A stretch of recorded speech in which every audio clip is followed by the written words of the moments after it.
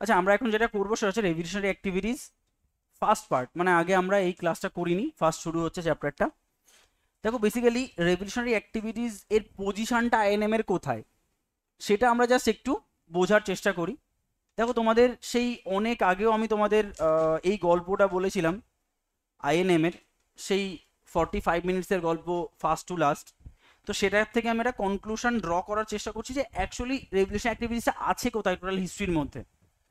মনে আছে সেই অস্ট্রালোপিথেকাস আদি মানব গোষ্ঠী থেকে সেই আধুনিক মানব গোষ্ঠী হোমো সেপিয়েন্স সেপিয়েন্স। শর্টে বলছি গল্পটা, দু ধরনের change, biological change, cultural change. কোথায় ঘটেছে?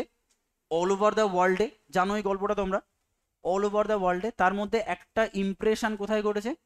ইন্ডিয়া পাকিস্তান বর্ডার এলাকাতে। তার নাম আমরা কি দিচ্ছি? হরপ্পান সিভিলাইজেশন বা ইন্দাস ভ্যালি সিভিলাইজেশন, কারণ ইন্দাস ভ্যালি এবং তার চারপাশে এই সিভিলাইজেশনটা গড়ে ওঠে বলে, যেটাকে আমরা নাম দিয়েছি এজ অফ ফার্স্ট আরবানাইজেশন। তাহলে এখান থেকে আমরা ড্র করেছি what is the age of second urbanisation.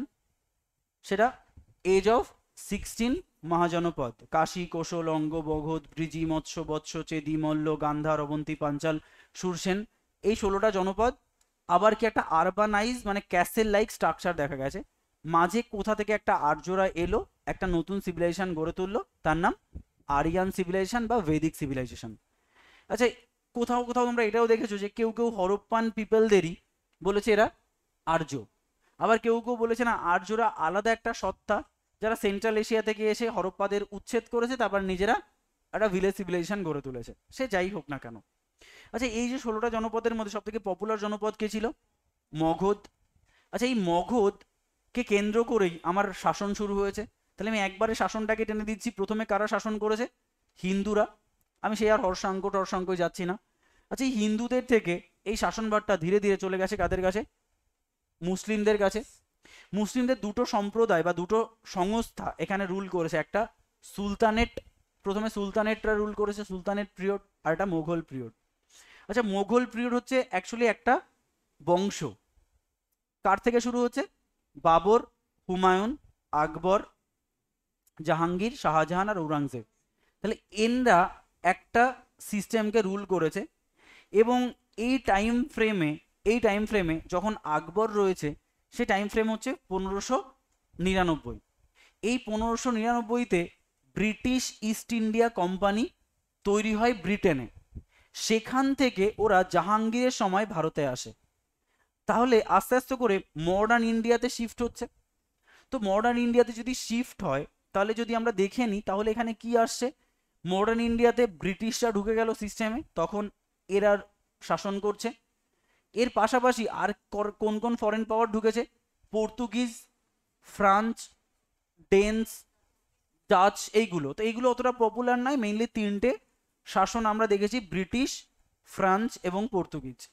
আচ্ছা, এরা এসছিল কিসের জন্য? বিজনেস মাইন্ডে। কিন্তু কোথাও না কোথাও ব্রিটিশদের এটা মনে হলো যে যদি বিজনেসে সাকসেস পেতে হয় তাহলে এদের আগে মারতে হবে। তাই ওরা কি করলো? একটা যুদ্ধ করলো, ব্যাটেল অফ সাইওয়াল, যার মাধ্যমে পর্তুগিজদের হারিয়ে দিল। তিনটে যুদ্ধ করলো ফ্রান্সের সঙ্গে। First Anglo Karnataka, second Anglo Karnataka, third Anglo Karnataka, France গেল। তাহলে ব্রিটিশরা এ কদিনেই বুঝে গেছে যে তারা টপ, এবং ভারতীয়দের মতো বোকা পৃথিবীতে আর নেই। তখন তারা কি করলো? ভারতীয়দের পুরো ভারতবর্ষকে অ্যাকোয়ার করার একটা পরিকল্পনা নিল। তারা দু ধরনের সিস্টেম অ্যাপ্লাই করলো। একটা হচ্ছে আমরা কিছু পলিসি অ্যাপ্লাই করব, আর যারা এই পলিসি মানবে না তাদের সঙ্গে যুদ্ধ করব। কি কি policy? Subsidiary alliance, doctrine of lapse, maladministration. তাহলে এই ধরনের পলিসি নিয়ে তারা বহু দেশীয় রাজ্য অ্যাকোয়ার করে নিল। যে সমস্ত রাজ্য এটাকে অ্যাকোয়ার করতে, মানে রাজ্যকে এই পলিসির মাধ্যমে অ্যাকোয়ার করতে পারেনি, যারা ডিরেক্টলি সশস্ত্র সংগ্রাম করেছে, তারা কি? মহীশূর, মারাঠা, তারপরে আফগান, শিখ, নেপাল, বার্মা, এদের সঙ্গে ডিরেক্ট ফাইট করতে হয়েছে। কিন্তু আলটিমেট পরিণতি হচ্ছে সবাই হেরে গেছে। ব্রিটিশরা টোটাল ভারতবর্ষের হেড হয়ে গেল এবং অ্যাডমিনিস্ট্রেশনের টপে পৌঁছে গেল। অ্যাডমিনিস্ট্রেশন চালানোর জন্য আমার কি চাই? মানি চাই। কারণ যে কোনো অ্যাডমিনিস্ট্রেশন উইদাউট মানি চলবে? মানি পাওয়ার সব থেকে ভালো অপশান কি? ল্যান্ড। ল্যান্ড মানে ল্যান্ড ট্যাক্স। ট্যাক্স মানে কাদের উপরে চাপানো হবে? প্রেজেন্ট সোসাইটির উপর, কৃষক সম্প্রদায়ের উপর। তাই 1 সালা, 10 সালা, 5 সালা, 15 সালা, যত সালা আছে রাউতওয়ালি মহলওয়ারি সব লাগিয়ে দিয়েছে। তো এইগুলো কি কৃষকরা খুব ভালো করে মেনে নেবে? মেনে নেবে না। তো কৃষকরা ব্রিটিশদের এগেনস্টে যুদ্ধ করেছে। তাই আমরা আইএনএম এর লাস্ট চ্যাপ্টারে পড়বো পিজেন্ট মুভমেন্ট। আচ্ছা, যেখানে ফ্রান্সরা শুরু করে পর্তুগিজ এরা, এবং এরা সশস্ত্র কামান দিয়ে যুদ্ধ করে পারেনি, আর এরা তোমার কি করে যুদ্ধ করে জিতবে? পিজেন্টরা পারলো না। ঠিক আছে, মানি চলে আসলো হাতে, খুব ভালো ব্যাপার। মানি পেলেই কমিউনিকেশন সিস্টেমটাকে ডেভেলপ করতে হবে। দেখো কিভাবে ঢুকছি আমরা রেভলিউশনারি, কেন আমাদের মনের মধ্যে ক্ষোভটা তৈরি হলো। ক্ষোভ তৈরি না হলে রেভলিউশনারি পড়ে লাভ নেই। সত্যি বলছি, যখন তুমি নিজেকে ক্ষুদিরাম ভাবতে পারবে না, ততক্ষণ না অবধি তুমি সত্যি মানে রেভলিউশনারি পড়ে শুধুমাত্র নাম্বার পাওয়ার জন্যই পড়বে। সত্যি বলছি, যতবার হিস্ট্রির ক্ষুদিরামের গল্প পড়েছি ততবার আমার পশম দাঁড়িয়ে গেছে যে সত্যি তাই। আজকে 14 বছরের ওই বাচ্চাটা মানে কিছু না ভেবেই জান দিয়ে দিল, আর আমরা জমি বাড়ি 2 টাকা নিয়ে একদম লড়াই করে ফাটিয়ে দিই। 2 টাকা কেন আমার থেকে নিয়ে নিল?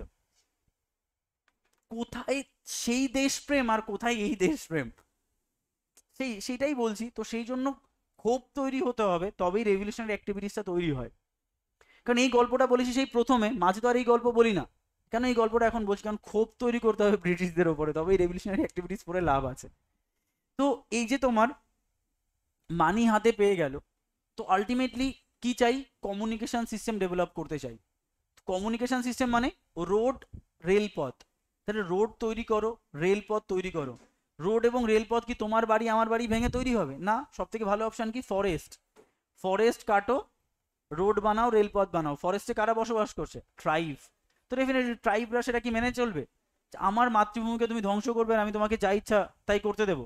ট্রাইবরা ব্রিটিশদের এগেনস্টে বিদ্রোহ করেছে। তাই লাস্ট চ্যাপ্টারে আমরা পড়ি পিজেন্ট মুভমেন্টের পাশাপাশি ট্রাইবাল মুভমেন্ট। এরকম ভাবে তারা কিন্তু কোনো সম্প্রদায়কেই ছেড়ে কথা বলেনি।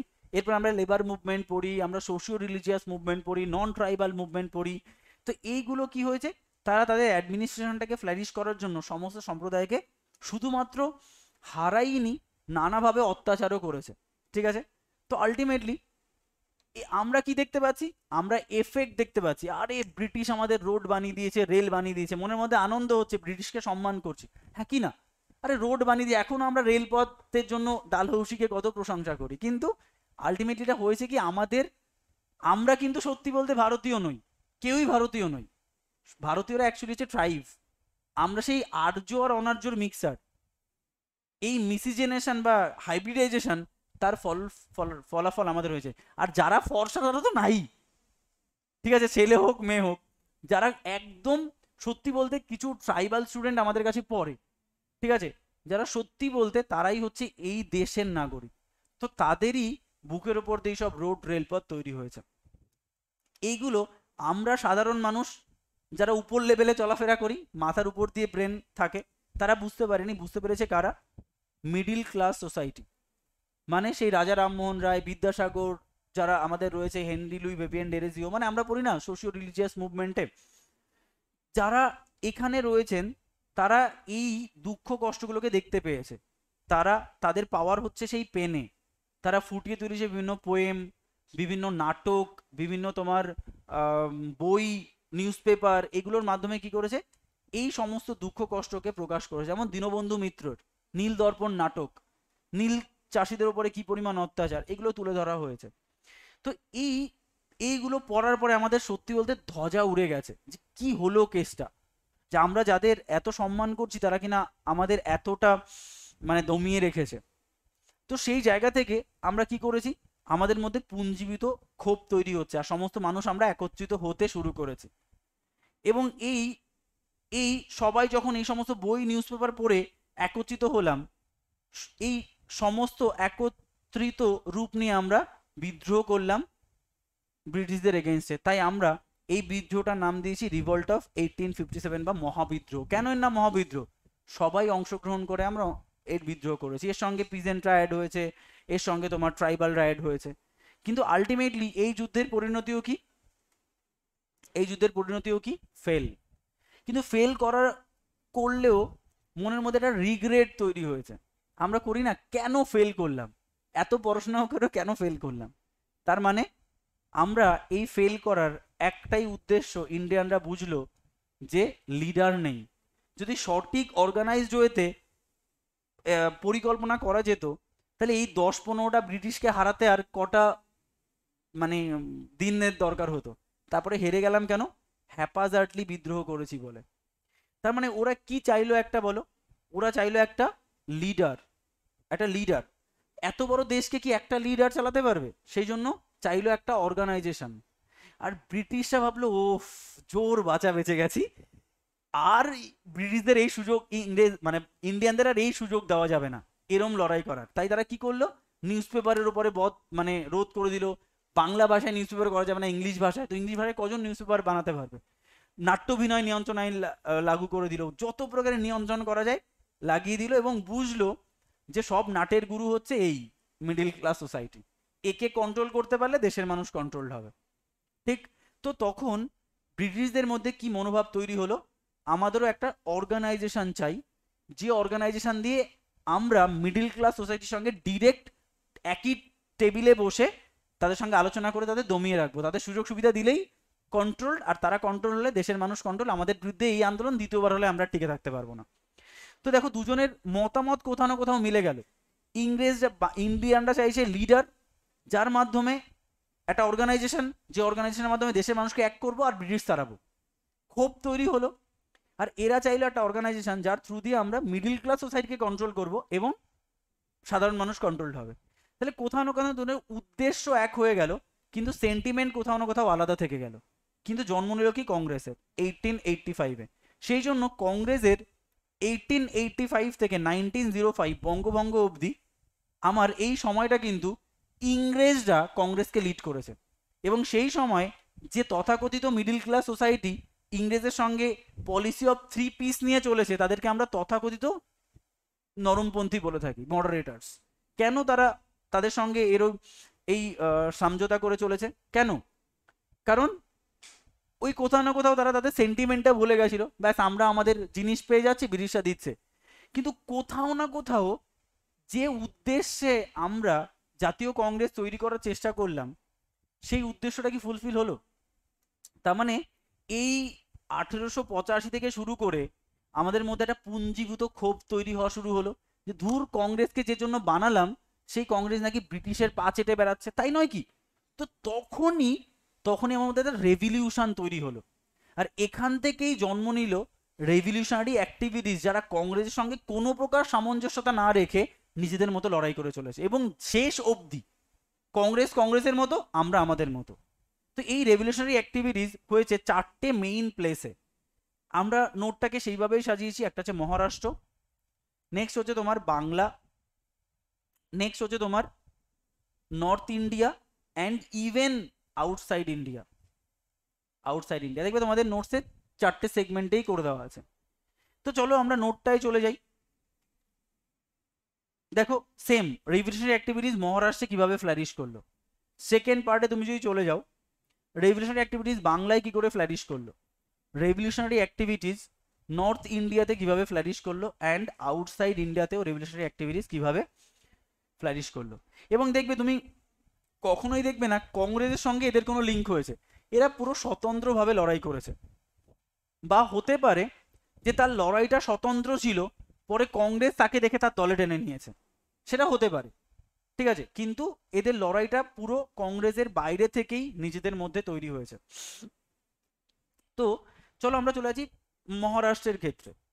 দেখো মহারাষ্ট্রে বেসিক্যালি তোমার 3জন বা 3টে পার্সোনালিটি সম্পর্কে আমরা জানবো। বাসুদেব বলবন্ত ফার্ক, যাকে বলা হয় ফাদার অফ ইন্ডিয়ান আর্মড রেভেলিয়ান, মানে আলটিমেটলি সশস্ত্র আন্দোলনের জনক কাকে বলা হচ্ছে? বাসুদেব বলবন্ত ফার্কে। মানে বাসুদেব বলবন্ত ফার্ক প্রথম ইংরেজদের বিরুদ্ধে যুদ্ধ করেন। কাদের নিয়ে? রামসি, কোল, ভিল, ধিংরা, এই সমস্ত উপজাতিদের নিয়ে তিনি একটা সিক্রেট অর্গানাইজেশন তৈরি করে ব্রিটিশদের এগেইনস্টে বিদ্রোহ করেছেন। তাহলে আমরা বাসুদেব বলবন্ত ফার্কের সম্পর্কে জানলাম। এবং 1879-এ তার বিখ্যাত বিদ্রোহ হচ্ছে রামসি মুভমেন্ট। কেন রামসিদের নিয়ে বিদ্রোহ করেছেন? গেল। নেক্সট, এই মহারাষ্ট্রেই আলটিমেটলি বাল গঙ্গাধর তিলক ইনি কিন্তু তার সশস্ত্র আন্দোলন শুরু করেন কত সালে? 1893-তে। দেখো ইনি কিন্তু এখনো সশস্ত্র নয়, এনার অ্যাচিভমেন্ট এবং কিভাবে ইনি সাধারণ মানুষের মধ্যে ঢুকেছে সেটার কথা বলা হচ্ছে। 1893-তে তিনি কি তৈরি করলেন? গণপতি ফেস্টিভ্যাল। আচ্ছা, গণপতি ফেস্টিভ্যাল কেন? গণপতি ফেস্টিভ্যাল কেন? 1895-এ শিবাজি ফেস্টিভ্যাল কেন? ফেস্টিভ্যাল কি উদ্দেশ্য ছিল এর পেছনে? বৃহৎ উদ্দেশ্য, ফেস্টিভ গ্যাদারিং। ফেস্টিভ্যাল হলেই মানুষকে এক জায়গায় পাবো, তখন একটা জাতীয়তাবাদীর বীজ বপন করে দাও। ফেস্টিভ ছাড়া কোনোভাবে তুমি এক জায়গায় পাবে না কাউকে, কোনো দিন না, তুমি যতই রিকোয়েস্ট করো না কেন আসবে না। কিন্তু আমরা এতটাই 12 মাসে 13 পার্বণ বলে না, সব জায়গায় তাই। তুমি ফেস্টিভ করে দাও, মানে আমরা আমোদ প্রমোদ করতে খুব ভালোবাসি, ব্যাস চলো একসাথে গিয়ে হই হুল্লা করলাম, ব্যাস তার মধ্যে। সেই জন্য কিন্তু উনি শুরু করছেন গণপতি ফেস্টিভ্যাল, শিবাজি ফেস্টিভ্যাল। যখনই মানুষের মধ্যে এটা চলে আসলো, তখনই তাদের আস্তে আস্তে করে বোঝাতে উনি সক্ষম হলেন কাইন্ড অফ, যে যেটা হচ্ছে সেটা ঠিক হচ্ছে না, ব্রিটিশরা যেটা করছে সেটা ঠিক নয়। তাই দেখো 1896-এ তিনি নো ট্যাক্স ক্যাম্পেইন চালু করলেন মহারাষ্ট্রে, যে আমরা ট্যাক্স দেবো না। একটু লিখে রাখো তো এখানে, no tax campaign in Maharashtra, লেখো, আপডেট করে নাও। With the help of with the help of with the help of পূর্ণা বা পুনা সার্বজনীন সভা, SARVAJANIK, পূর্ব সার্বজনিক সভা, মানে পুনা সার্বজনিক সভা। তোমরা পড়েছিলে না ওই কংগ্রেস, প্রি কংগ্রেস অর্গানাইজেশন, তো পুনা সার্বজনিক সভার মাধ্যমে তিনি কিন্তু এই নো ট্যাক্স ক্যাম্পেইনটা চালু করলেন। লেখো, he asked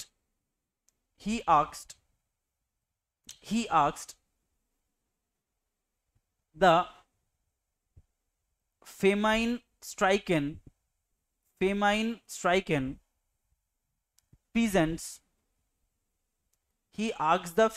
stricken peasants to withhold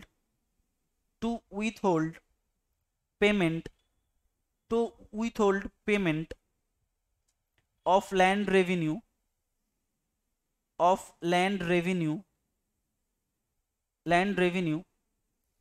if crops had failed, মানে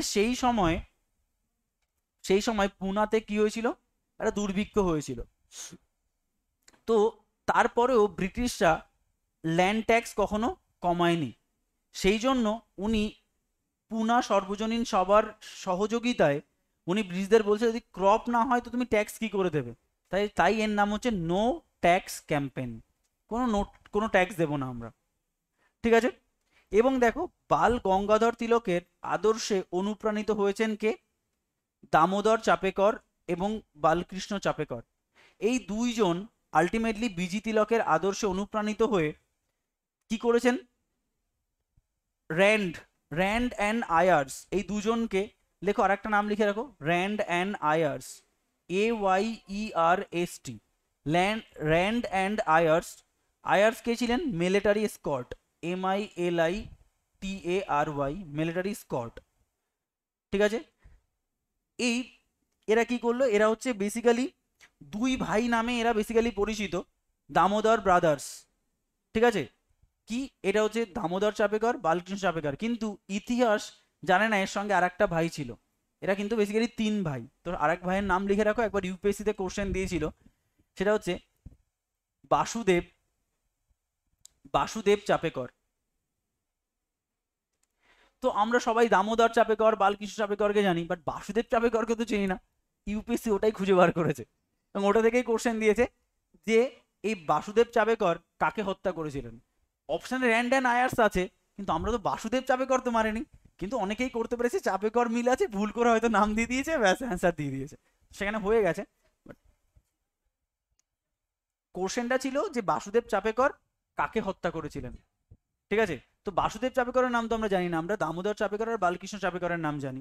তো ওনারা হত্যা করেছিলেন এই পুনের যে প্লেগ কমিশনার, ঠিক আছে, এই প্লেগ কমিশনারকে হত্যা করেন। সেই সময় পুনেতে একটা প্লেগ হয়েছিল, সেই প্লেগের যিনি হেড ছিলেন তাকে হত্যা করেছিলেন।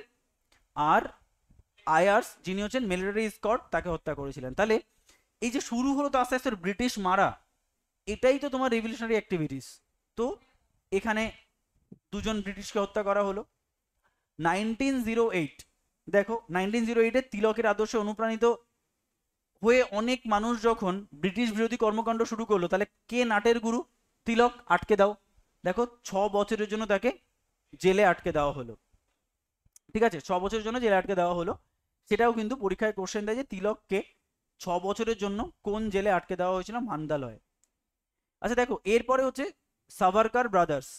তাহলে তিলকের পরে আর কে মহারাষ্ট্রে এই রেভলিউশন অ্যাক্টিভিটিসটা চালু করেছেন? দুই ভাই, বিনায়ক দামোদর সাভারকার এবং গণেশ সাভারকার। এই দুই ভাই বেসিক্যালি কি তৈরি করে? মিত্র মেলা। দেখো এতক্ষণ ওনারা বুঝেছেন যে না আমরা ইন্ডিভিজুয়ালি কিছু করতে পারবো না, আমাদের কি করতে হবে? অর্গানাইজেশন করতে হবে। তো ওরা কি তৈরি করলো? ওরা তৈরি করলো মিত্র মেলা, যাকে বলা হয় ফার্স্ট রেভলিউশনারি অর্গানাইজেশন। তাহলে আমাকে পরীক্ষায় কোশ্চেন দেবে কাকে ফার্স্ট রেভলিউশনারি অর্গানাইজেশন বলা হয়? অ্যান্সার এই মিত্র মেলা। আচ্ছা এই মিত্র মেলা পরবর্তীকালে নাম চেঞ্জ করে কি হলো? অভিনব ভারত। অভিনব ভারত। ঠিক আছে, এটাও পরীক্ষায় কিন্তু কোশ্চেন দেয় যে সেই জন্য তুমি যদি কোথাও যদি বলে ফার্স্ট রেভলিউশনারি অর্গানাইজেশন মিত্র মেলা নেই, অ্যান্সার কি? অভিনব ভারত। তখন আমরা অভিনব ভারতকেই ঠিক করবো, কারণ ওটা ওর মডিফাইড ভার্সন। দেখো এই সাভারকার ব্রাদার্স এনাদের আদর্শ অনুপ্রাণিত হয়েছিলেন কে? অনুপ্রাণিত হয়েছে মদনলাল ধিংরা। তিনি কাকে হত্যা করেন? কার্জন উইলিকে। কার্জন উইলিকে। ঠিক আছে, লিখে রাখো তো ইনি কে ছিলেন। লেখো he was an adviser of secretary of state of India. Secretary of state of India মানে তিনি সেক্রেটারি অফ স্টেটের একজন অ্যাডভাইজার ছিলেন, তাকে হত্যা করেন মদনলাল ধিংরা। আচ্ছা এই কারণে মদনলাল ধিংরাকে কি করা হয়েছিল? হি ওয়াজ হ্যাংড মানে মৃত্যুদণ্ড দেওয়া হয়, ফাঁসি দেওয়া হয়। তাই তাকে বলা হয় he was the first martyr. He was the first martyr outside India bracket লেখো লন্ডন। মানে দেশের বাইরে তিনি এই হত্যাটা করেছিলেন লন্ডনে, তার জন্য তাকে ফাঁসি দেওয়া হয়। First martyr outside India. বলো তো ফার্স্ট মার্টার ইন্ডিয়ার কে? তখন তো দেশ স্বাধীন হয়নি, বা দেশ স্বাধীন হয়নি না তখন। মহারাজা নন্দকুমার মার্টার কেন হবে? এটা তোমার মঙ্গল পাণ্ডে হচ্ছে ফার্স্ট মার্টার। ঠিক আছে, মহারাজা নন্দকুমারকে তো ওই সেই একটা জুডিশিয়াল মার্টার বলা হয়। আর উনি আর কি রিভল্ট করেছেন? মার্টার তো তারাই হয় যারা সরকারের এগেইনস্টে কাজ করেছেন। ঠিক আছে, এটা গেল। আচ্ছা এটাও পরীক্ষা একবার কোশ্চেন দিয়েছিল মদনলাল ধিংরা কে ছিলেন। লেখো he was a member of India house. He was a member of India house at London. তাহলে লন্ডনের ইন্ডিয়া হাউস এই সিস্টেমের তিনি একজন মেম্বার ছিলেন, মানে এটা একটা অর্গানাইজেশন। সেই জন্য উনি লন্ডনে কার্জন উইলিকে হত্যা করলো এবং তাকে তার জন্য মৃত্যুদণ্ড দেওয়া হলো। শুধু তাই নয়, এই সাভারকার ব্রাদার্সের আদর্শ অনুপ্রাণিত হয়েছিলেন অনন্ত লক্ষণ কানহেরি। তিনি কাকে হত্যা করেন? জ্যাকসনকে হত্যা করেন। লেখো এই জ্যাকসন কে ছিলেন? লেখো ডিস্ট্রিক্ট ম্যাজিস্ট্রেট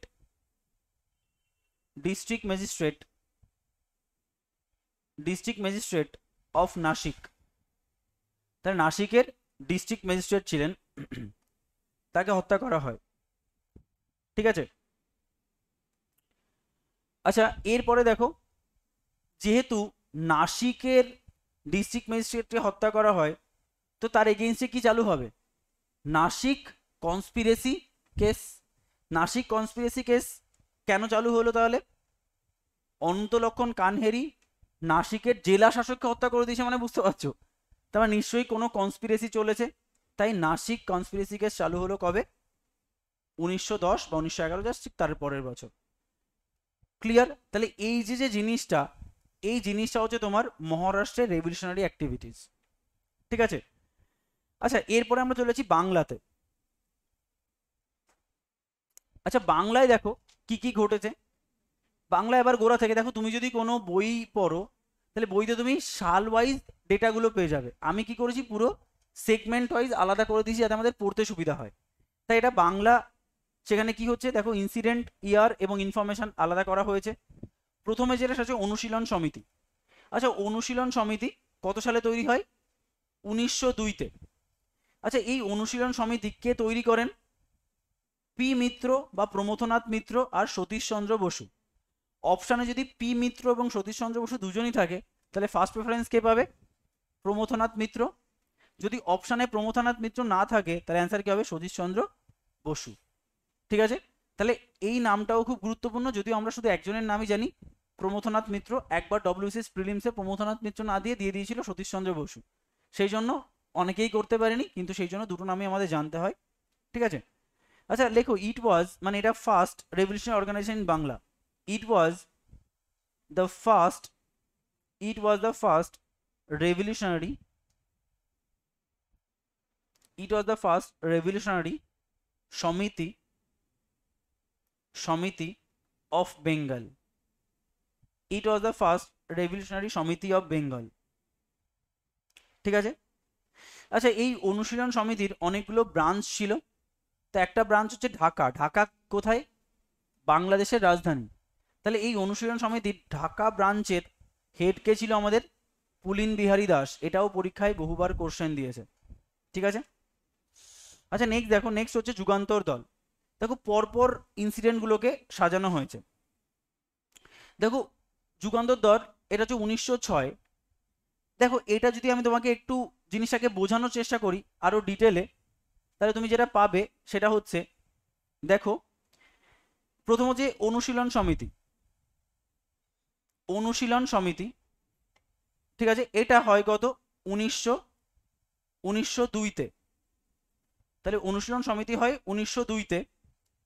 আচ্ছা এই অনুশীলন সমিতির কারা লিডার ছিল? লিখে রাখো, একটু নিজের মতো করে লিখে রাখো, তাহলে সুবিধা হবে। বারিন ঘোষ, বারিন ঘোষ, এই জায়গাটা আমি আরো ক্ল্যারিটি দিচ্ছি ছবি এঁকে। বারিন ঘোষ, অরবিন্দ, অরবিন্দ আর উল্লাস কর দত্ত, উল্লাস কর দত্ত। এই তিনজন অনুশীলন সমিতির প্রমিনেন্ট লিডার ছিলেন। বারিন ঘোষ, অরবিন্দ, উল্লাস কর দত্ত। এরা মেইনলি কি করেছে? এরা মেইনলি যেটা করেছে, দেখো ওয়াগিং or, ওয়াগিং, WAGGING, ওয়াগিং or against British, মানে ব্রিটিশ বিরোধী কর্মকাণ্ড। ওয়াগিং অর, এটাকে ওয়াগিং ওয়ার এই ওয়ার্ডটা ইউজ করে এবং অপশানে দেয় যে ওয়াগিং অর এগেইনস্ট ব্রিটিশ। ঠিক আছে, আচ্ছা এখানে আপাতত এই জায়গায় শেষ করছি, তারপরে আসছি। এখান থেকে এরা কর্মকাণ্ড করতে করতে এখান থেকে একজন বেরিয়ে যায়। কে? এখান থেকে তোমার দেখো যুগান্তর দল তৈরি হয়। তো লেখো যুগান্তর দল তৈরি হয় এখান থেকেই বেরিয়ে 1906-এ। ঠিক আছে, এখান থেকে এই বারিন ঘোষ, ঠিক আছে, এই বারিন ঘোষ কি করলেন? বারিন ঘোষ কিন্তু অনুশীলন সমিতি থেকে লেফট করলেন। লেফট করে কি তৈরি করলেন? এই যুগান্তর দল তৈরি করলেন। তাহলে যুগান্তর দলের এখন লিডার কারা আছেন? ভূপেন্দ্রনাথ, PHUPENDRANATH, ভূপেন্দ্রনাথ। নাম্বার 2 হচ্ছে অরবিন্দ। অরবিন্দ কি বেসিক্যালি ইনফ্লুয়েন্স করেছিলেন। আর আরেকজন কি? নিবেদিতা। তাহলে অরবিন্দ এবং নিবেদিতা এই দুজনের তোমার ইনফ্লুয়েন্সে এই বারিন ঘোষ ভূপেন্দ্রনাথকে নিয়ে এই যুগান্তর দল তৈরি করেন। সত্যি বলতে এরপরে যে ঘটনাগুলো INM-এ ঘটেছে, কেউ বলতে পারে না এটা অনুশীলন সমিতির সদস্য নাকি যুগান্তর দলের সদস্য। মানে এরা এতটাই ইন্টারলিঙ্ক, মানে একই সদস্য, একই, দেখো এখানেও অরবিন্দ রয়েছে, এখানেও বারিন রয়েছে, এখানেও বারিন রয়েছে, মানে কে অ্যাকচুয়ালি ঘটনাটা ঘটিয়েছে এটা ক্ল্যারিটি নেই। তো তাও আমি জিনিসটাকে আলাদা করার চেষ্টা করেছি। অনুশীলন সমিতি কি করেছে? অনুশীলন সমিতি 1908-এ যে ঘটনাটা ঘটিয়েছে সেটা হচ্ছে Alipore bomb conspiracy. Alipore bomb conspiracy. পড়বো আমরা, আছে, আমি জাস্ট একটু লিঙ্ক করে দিয়েছি যাতে করে ধরতে পারি। তাহলে অনুশীলন সমিতি কি করেছে? Alipur bomb conspiracy. আর এখানের যে তোমার বারিন ঘোষ, লেখো এখান থেকে বারিন ঘোষ, বারিন ঘোষ, বারিন ঘোষ এই ক্ষুদিরাম, ক্ষুদিরাম অ্যান্ড প্রফুল্ল চাকি, এই সব নামই ওখানে তুমি পাবে, প্রফুল্ল চাকি, এদের ইনফ্লুয়েন্স করে কাকে হত্যা করায়? কিংসফোর্ডকে, কিংসফোর্ডকে হত্যা করায়। ক্লিয়ার? দেখো আলটিমেটলি এরা এই যে যে আলিপুর বম কনস্পিরেসিটা হলো, আলিপুর বম কনস্পিরেসিতে আলটিমেটলি অনুশীলন সমিতি অনেক অংশে ডাউন হয়ে গেল, আর সব লেখা রয়েছে। আর এদিকে কিংসফোর্ডকে হত্যা করার জন্য ক্ষুদিরাম প্রফুল্ল চাকিও মারা গেল, একজনের মৃত্যুদণ্ড হলো আর একজন আত্মহত্যা করলেন। এরপরে অনুশীলন সমিতিও ডাউন, যুগান্তর দলও ডাউন। বেশ কিছুদিন পরে এই দুটো সিস্টেমের হাল ধরল কে? বাঘা যতীন, বাঘা যতীন। তো এইটা মাথায় রেখে আমরা এই পুরো বাংলাটাকে পড়বো, বুঝতে পেরেছো জিনিসটা? তাহলে দেখো এবার দেখো লিঙ্ক করতে পারবে। তাহলে প্রথমে কি তৈরি করলো? অনুশীলন সমিতি। তারপরে দেখো এই যুগান্তর দল তৈরি হচ্ছে 1906, জাস্ট 4 বছর পরে। এই যে বারীন্দ্র কুমার ঘোষ লেফট অনুশীলন সমিতি and establish Jugantar Dal by the help of Bhupendranath Dutta. কারা ইনফ্লুয়েন্সিয়াল ছিল? অরবিন্দ এবং ভগ্নিবেদন। লিখে রাখো associate, associate Aurobindo, Aurobindo and Nivedita. তাহলে নিবেদিতা এবং অরবিন্দ দুজনই এনাদের এই যুগান্তর দল তৈরি করতে ইনফ্লুয়েন্স করেছিলেন। দেখো এরা কি করেছে? অনুশীলন সমিতি ওয়ার্কিং অর এগেইনস্ট গভর্নমেন্ট, গভর্নমেন্টের এগেইনস্টে ব্রিটিশ বিরোধী কর্মকাণ্ড করেছেন। এবং তার জন্য দেখো 1908-এ কি হলো? আলিপুর বোম কনস্পিরেসি, মোরারি পুকুর কনস্পিরেসি বা মানিকতলা কেস কনস্পিরেসি, এই সবটার একই নাম। এখানে এরা কি করলো দেখো, এই ঘটনাটা দেখো, সেজন্য লিখেছি প্রোগ্রামস অফ অনুশীলন সমিতি অ্যান্ড যুগান্তর দল কম্বাইন করে এরা ব্রিটিশ বিরোধী কর্মকাণ্ড করেছে। এই দুটো এরা কর্মকাণ্ড করার জন্য এবং এদিকে যুগান্তর দলের বানানো দুই সদস্য ক্ষুদিরাম বসু এবং প্রফুল্ল চাকি কাকে হত্যা করেছে? কিংসফোর্ডকে হত্যা করেছে। এবং এই দুটো ঘটনাকে কম্পাইল করে ওরা পুরো সিস্টেমটার নাম দিয়েছে কি? Alipore bomb conspiracy. ঠিক আছে? তাহলে আলিপুর বোম কনস্পিরেসি হলো কারণ এরা কি করেছে? কিংসফোর্ডকে হত্যা করেছে। এবং কিংসফোর্ড কি মারা যায়? আলটিমেটলি মারা যায় না, মানে বোমা নিক্ষেপ করে, হত্যা ঠিক করে না, বোমা নিক্ষেপ করে। কিন্তু মারা যায় কে? কেনেডির স্ত্রী এবং কন্যা। অ্যাকচুয়ালি কেনেডির যে গাড়িতে আসার কথা ছিল, মানে কিংসফোর্ডে যে গাড়িতে আসার কথা ছিল, কেনেডি আসতে পারেনি। কিংসফোর্ড আর কেনেডি একটা মিটিংয়ে আটকে যায়, তার ওয়াইফ আর তার মেয়ে চলে আসে। তো ওকে তো বলা হয়েছিল এই গাড়িতে বোম মারতে হবে, তো বোম মারা হয়েছে, কিন্তু আলটিমেটলি মারা গেছে কেনেডির স্ত্রী এবং কন্যা। তো এই ঘটনায় আলটিমেটলি প্রফুল্ল চাকি কি হলো? প্রফুল্ল চাকি বুঝলো যে এই পরিস্থিতিতে আর বেঁচে থাকার অপশান নেই, তাই উনি সুইসাইড করলেন। আর ক্ষুদিরাম বোস অ্যারেস্টেড হয়েছিলেন এবং তাকে আলটিমেটলি এই আলিপুর বোম কনস্পিরেসির মাধ্যমে তাকে মৃত্যুদণ্ড দেওয়া হয়। আচ্ছা, অনেকে না এই জায়গায় অনেক বিতর্ক আছে, বলতো প্রফুল্ল চাকি কি করে মারা যায়?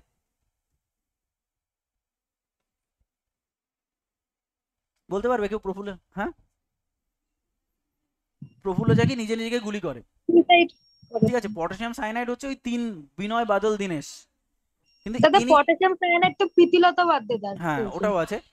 তা উনি গুলি করে। তো দেখুন আমি বলছি অ্যাকচুয়ালি ওই গুলিটা উনি নিজে করেননি, কিন্তু এটা নিয়ে প্রচুর মানে আলোচনা আছে। উনি ছিলেন ডান হাতি, বাঁ হাতে এখানে গুলি করলেন কি করে? এরম ভাবে নাকি বাঁ হাত দিয়ে? ওটা ব্রিটিশ ডিরেক্টলি তাকে ফায়ার করে, কিন্তু একজনকে তো ধরতে হবে, সেই জন্য কাকে ধরে নিয়ে যায়? তোমার ক্ষুদিরামকে। সেজন্য ওনার ফায়ারিংটা লেফট সাইডে হয়, তো উনি ডান হাতে লেফট সাইডে কি করে ফায়ারিং করবেন? এটা নিয়ে প্রচুর আলোচনা আছে। ঠিক আছে, তো যাই হোক এই ব্যাপারটা হলো, উনি মারা গেলেন ওখানে। তো সেই জন্য আমরা ওটার সুইসাইড নাম দিয়ে চালিয়ে দিয়েছে ওরা, যে আসলে উনি নিজে নিজেই মরেছেন। ঠিক আছে, কারণ আলটিমেটলি এটা খুব মানে একটা বিচার ছাড়া কাউকে হত্যা করার পারমিশন তো কোনো কনস্টিটিউশনই দেয় না, যতই খারাপ কনস্টিটিউশনই হোক না কেন। সেটা হলো। আচ্ছা, এদের এগেইনস্টে, পুরো সিস্টেমের এগেইনস্টে কি হলো তাহলে? Alipore bomb conspiracy. এবং এখানে অরবিন্দ ঘোষ অ্যারেস্ট হলেন, বারিন ঘোষ অ্যারেস্ট হলেন, উল্লাসকর দত্ত অ্যারেস্ট হলেন, যেগুলো আমরা দেখলাম। এবং ক্ষুদিরাম বসুকে হিজলি জেলে কি করা হলো, ঝুলিয়ে দেওয়া হলো বা হ্যাং করানো হলো। আচ্ছা, এই এই এই ঘটনার পরে পুরো সিস্টেমটা কি হয়ে গেল, কোলাপ্ট হয়ে গেল। কিন্তু এখানে একটা জিনিস ওর লিখে রাখো তো, এই আলিপুর বোম কনস্পিরেসিতে কারা উকিল ছিলেন, লেখো in Alipore conspiracy, in Alipore bomb conspiracy, in Alipore bomb conspiracy Indian lawyer, লেখো ইন্ডিয়ান লয়ার, ইন্ডিয়ান লয়ার ছিলেন চিত্তরঞ্জন দাস, চিত্তরঞ্জন দাস। আর ব্রিটিশ লয়ার ছিলেন, ব্রিটিশ লয়ার ছিলেন আশুতোষ বিশ্বাস।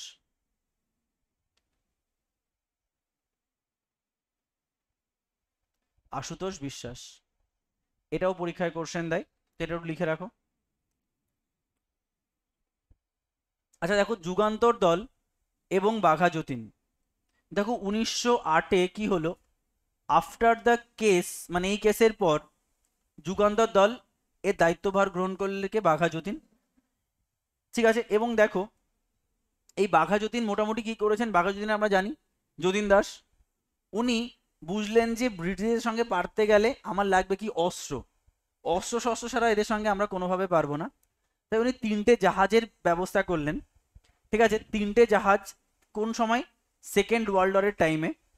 উনি কি করলেন, উনি জার্মানি থেকে 3টে জাহাজে করে প্রচুর অস্ত্র শস্ত্রর একটা অর্ডার দিলেন।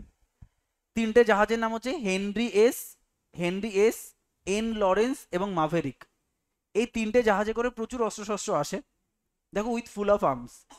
কিন্তু কোথাও না কোথাও 1915-তে সেকেন্ড ওয়ার্ল্ড ওয়ার শুরু হয়ে গেছে। ব্রিটিশরা বুঝতে, sorry first world war, second world war কেন, ফার্স্ট ওয়ার্ল্ড ওয়ার ভুল লিখেছি, লেখো ফার্স্ট ওয়ার্ল্ড ওয়ার। আমিও মাথা না খাটিয়ে বলে দিচ্ছি second world war. Second world war কবে, 39 থেকে 45। ফার্স্ট ওয়ার্ল্ড ওয়ার ঠিক করে নাও। তো এই ফার্স্ট ওয়ার্ল্ড ওয়ার অলরেডি শুরু হয়ে গেছে, ফার্স্ট ওয়ার্ল্ড ওয়ার। তো ব্রিটিশরা বুঝতে পারে যে কোথাও না কোথাও আর্ম আসছে, তো দুটো একদম ঠিকঠাক করে দুটো জাহাজ কিন্তু তোমার পৌঁছে যায়, কিন্তু আটকা পড়ে যায় কোনটা, এই মাভেরিক, যেটার আসার কথা ছিল ওড়িশার বুড়িবালামে, বুড়িবালাম নদীর পাশে। তো এই মাভেরিক শিপটা কোনো কারণে ব্রিটিশরা খবর পেয়ে যায় এবং বুড়িবালামের যুদ্ধ হয় কেন, বুড়িবালাম নদীর পাশে, এবং এর নাম দেওয়া হয়েছে ওয়ার অফ বুড়িবালাম। এটা হয়েছিল কার সঙ্গে, চার্লস টেগার্টের সঙ্গে তোমার বাঘা যতীনের। আর এই যুদ্ধে বাঘা যতীন মারা যান। তো কোথাও না কোথাও এর মাধ্যমে অনুশীলন সমিতি, যুগান্তর দল এবং বাঘা যতীন, এদের গল্প এখানেই শেষ হচ্ছে। দেখো এরপরে কিন্তু অনেক ইনসিডেন্ট ঘটেছে, বাট বাংলায় আর প্রমিনেন্ট কোনো ইনসিডেন্ট ঘটেনি। এর মধ্যে এই সময় ঘটনাগুলো ঘটেছে কোথায় জানো, নর্থ ইন্ডিয়াতে। কিন্তু আমরা সেগমেন্ট আলাদা করে দিয়েছি, বাংলার পোর্শন আলাদা, নর্থ সেগমেন্ট। এখন তুমি নর্থ ইন্ডিয়ায় চলে যাও, দেখো 1926-24, দেখো ওই সেই সেম টাইমে 15-12, তাহলে এই সময় নর্থ ইন্ডিয়ায় ঘটনাটা ঘটেছে। আমরা এখান থেকে ইনফরমেশন আলাদা করে নোটে আলাদা করে দিয়েছি। দেখো তাহলে এখানে এরপরে আর কি ঘটনা ঘটেছে, 1930-এ চিটাগং আর্মারি রেড, চিটাগংয়ে একটা যেটা অস্ত্রাগার ছিল, সে অস্ত্রাগার লুট করার একটা পরিকল্পনা করা হয়। কে এই পরিকল্পনা করেন, মাস্টার দা সূর্য সেন। ঠিক আছে, মাস্টার দা, আমরাও তো মাস্টার নাকি। তো যাই হোক, তো যে এনাদের যে অর্গানাইজেশনটা ছিল তারা হচ্ছে ইন্ডিয়ান রিপাবলিকান আর্মি। তাহলে ইন্ডিয়ান রিপাবলিকান আর্মি এই অর্গানাইজেশন আলটিমেটলি লিড করেছিলেন সূর্য সেন, এবং এই সূর্য সেনের প্রচেষ্টাই এই চিটাগংয়ে একটা আর্মারি রেড হয়। 18 April Indian Republican army raid Chittagong armoury. Chittagong কোথায় গো, বাংলাদেশ। তো বাংলাদেশের এই জায়গাটায় একটা অস্ত্রাগার লুট করা হয়।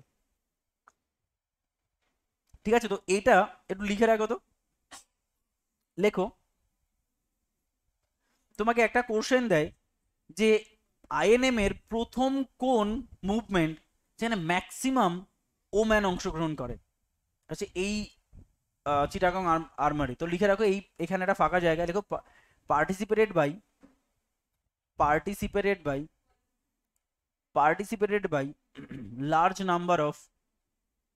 large number of young women, young women রেভলিউশনারিস্ট।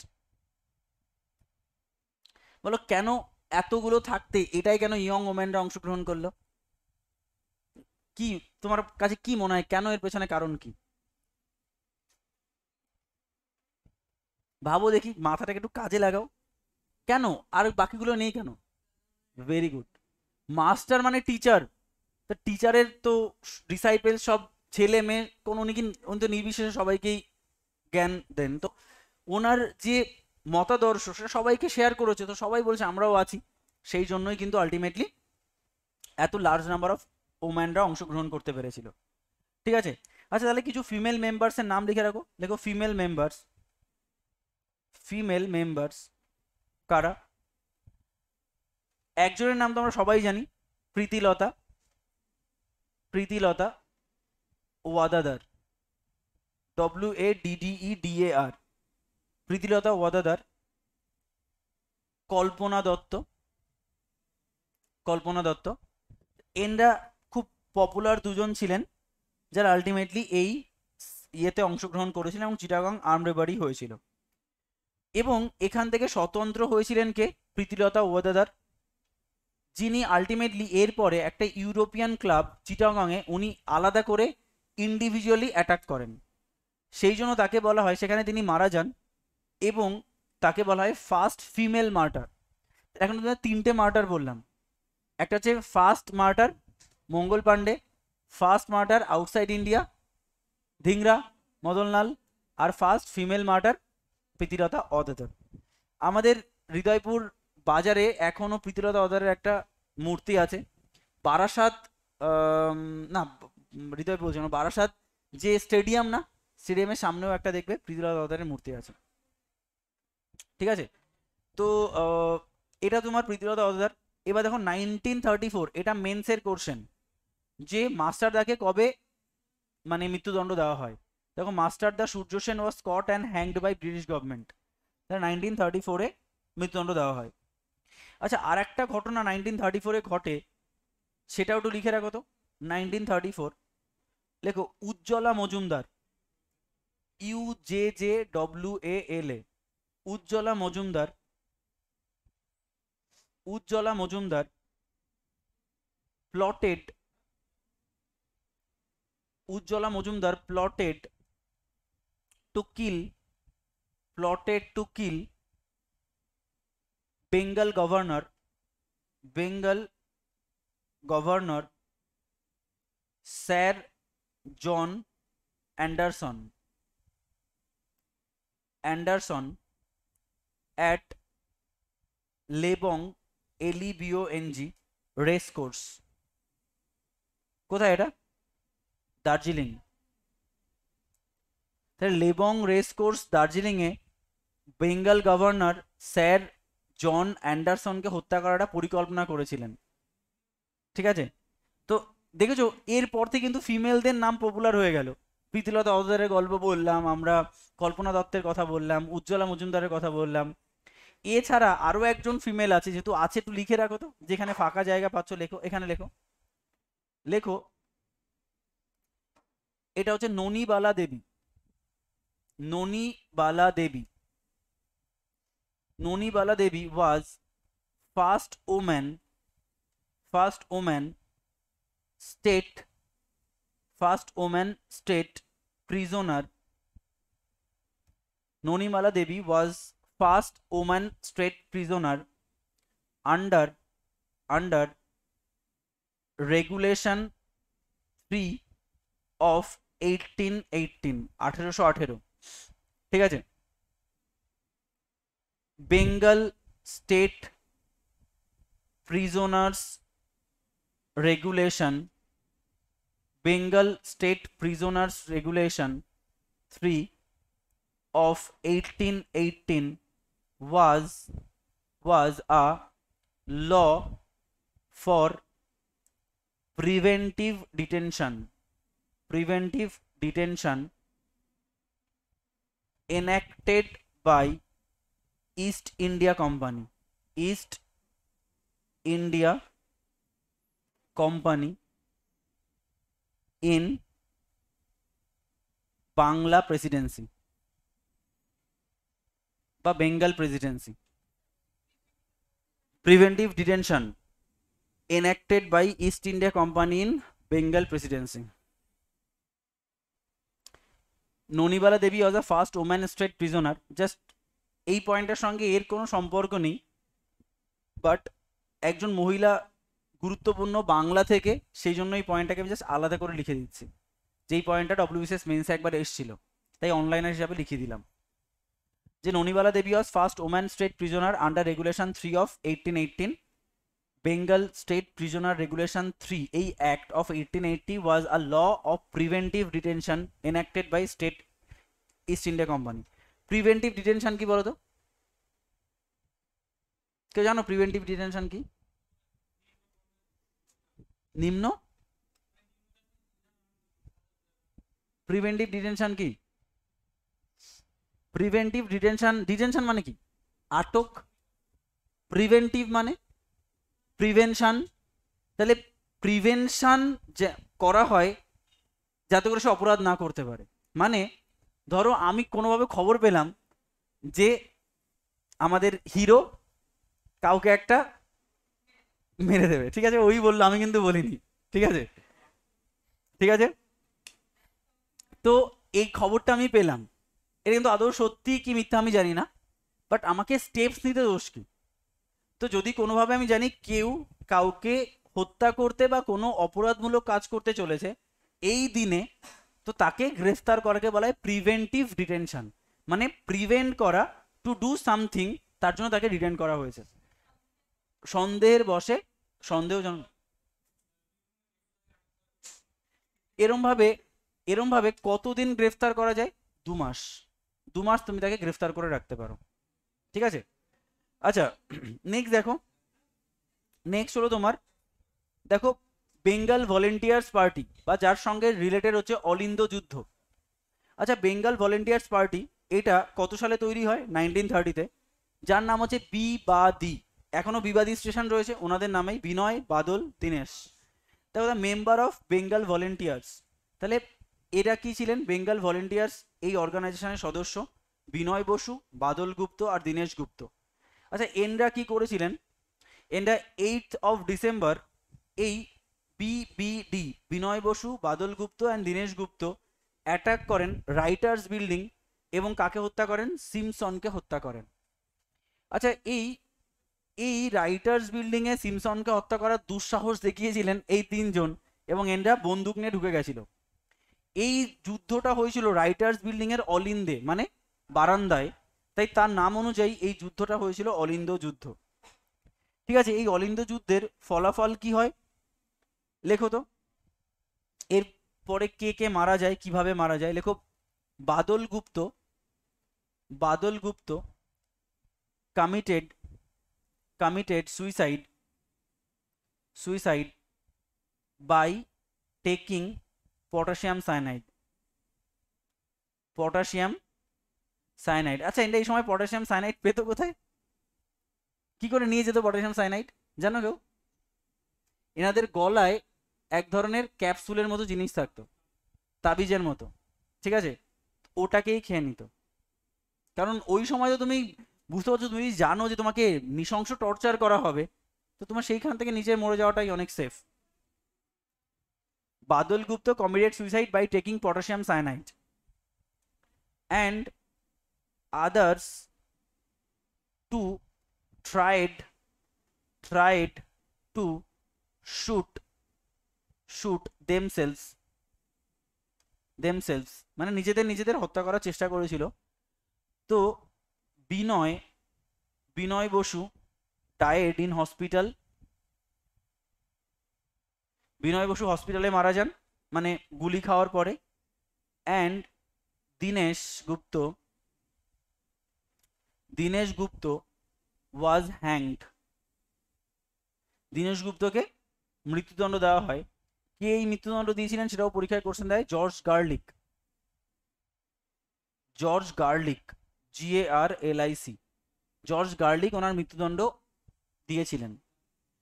দেখো এটা মাথায় রাখবে কি করে, 3 জন তো, বিনয়, বাদল আর দীনেশ, দেখো যেটা বাদল, তিনি প্রথমেই বাদ, বাদল মানে প্রথমেই বাদ মানে যিনি ফিল্ডেই মারা গেছেন পটাশিয়াম সাইনাইড খেয়ে। আর বিনয় ইয়েতে গেছেন, তোমার হসপিটালে মারা গেছেন।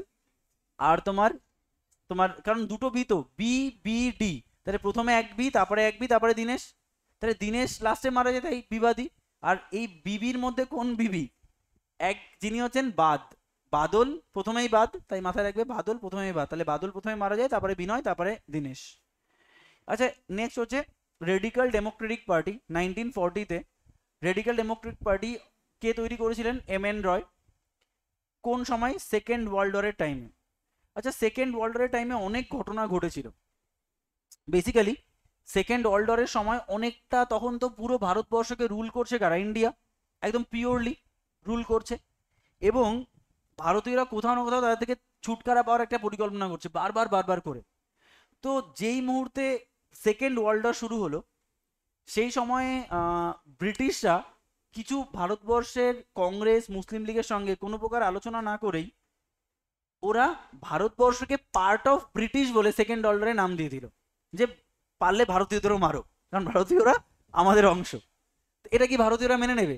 যে আচ্ছা তোমরা এসো এখানে রুল করতে, আমাদের সঙ্গে কোনো প্রকার পরামর্শ না করে আমরা যুদ্ধের অংশ বলে দিলে? সেই সময় ভারতীয়রা সমস্ত মানে তখন একটা ইলেকশন হয়েছিল, আমরা পড়বো, সেই ইলেকশনে ভারতীয়রা আলটিমেটলি প্রভিন্সিয়াল ইলেকশনে হেড ছিল, সবগুলো থেকে পদত্যাগ করে যায়, যেহেতু আর ব্রিটিশদের সঙ্গে কোনো প্রকার মানে কোঅপারেশনে যাওয়া যাবে না। এবং তারই ফলস্বরূপ 1942-তে কি হয়? Quit India movement. তো radical democratic party M N. Roy তৈরি করেন কেন? দেখো বলছে ইটস পারপাস ইজ টু, দেখো engaging India into the war to support the allies. মানে উনি কিন্তু ব্রিটিশদের পক্ষে সম্মতি দিয়েছিলেন, যে এই সময় উনি বলছেন যে ভারতীয়দের উচিত ব্রিটিশদের পক্ষে সাহায্য করা। কেন? তাহলে তারা খুশি হয়ে আমাদের হয়তো স্বাধীনতা দিয়ে দেবে। কিন্তু ভারতীয়রা বুঝেছিল এই সময় যদি পেছন থেকে ওয়ার করা যায় তাহলে তাড়াতাড়ি ছাড়বে, তাই কিন্তু করেছিল যে এই যুদ্ধের সময় ওরা ওদিক সামলাবে না এদিক সামলাবে, তাই পেছন থেকে ওয়ার করেছিল। যেমন কর্ণকে মারার জন্য পেছন থেকে ওয়ার করেছিল কে? অর্জুন। তো এই সময় ছাড়া অপশান নেই, তো কংগ্রেস এই জিনিসটাকে মেনে নেয়নি। যদিও রেডিক্যাল ডেমোক্রেটিক পার্টির উদ্দেশ্যটা আমাদের জানতে হয়, কে তৈরি করেন সেটা জানতে হয়, কত সালে তৈরি করেন সেটা জানতে হয়। তাহলে সেকেন্ড ওয়ার্ল্ড ওয়ারের সময় ইনি কিন্তু বলেছিলেন যে ব্রিটিশকে সাপোর্ট করার জন্য। আচ্ছা এই অবধি থাক। তাহলে নেক্সট দিন আমরা যেটা করব, north India, Punjab, Bihar and লাস্টে তোমার এই সেগমেন্টটা আউটসাইড ইন্ডিয়া, এটা নেক্সট ক্লাসে কমপ্লিট করে দেবো।